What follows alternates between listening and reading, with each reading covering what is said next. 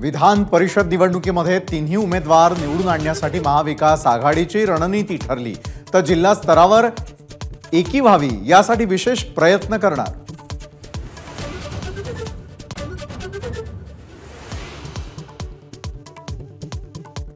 विधान परिषद निवडणूक चुरशीची होणार, 12 पैकी एकाही उमेदवाराची माघार नाही।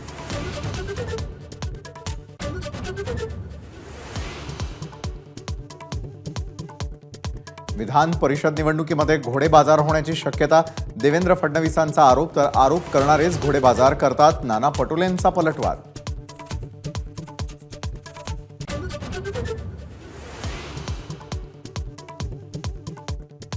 उपमुख्यमंत्री देवेंद्र फडणवीसांनी घेतली सरसंघचालक मोहन भागवतांची भेट, राज्याच्या राजकारणासह विविध विषयांवर चर्चा।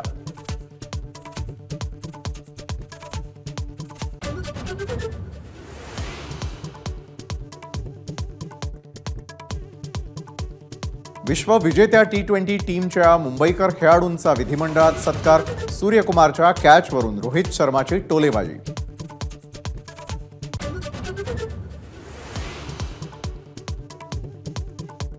दोन वर्षांपूर्वी 50 जणांच्या टीमनं काढली विकेट, टीम इंडियाच्या सत्कार सोहळ्यात मुख्यमंत्र्यांची राजकीय बॅटिंग।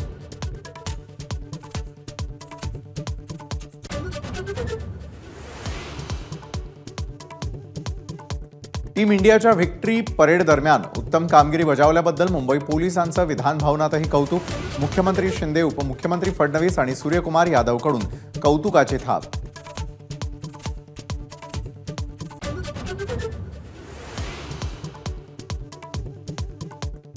ठाणे महापालिकेच्या शिवाजी महाराज रुग्णालयामध्ये जून महिन्यात 21 नवजात बालकांचा मृत्यू, तर जानेवारीपासून जूनपर्यंत 89 नवजात बालकं दगावली।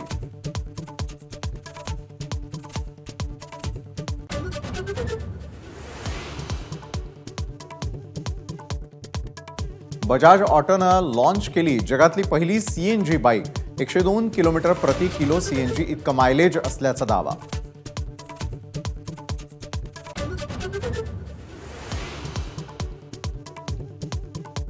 अनंत अंबानी आणि राधिका मर्चंटचा आज संगीत सोहळा, सोहळ्याला बॉलिवूडसह टीम इंडियाचीही हजेरी।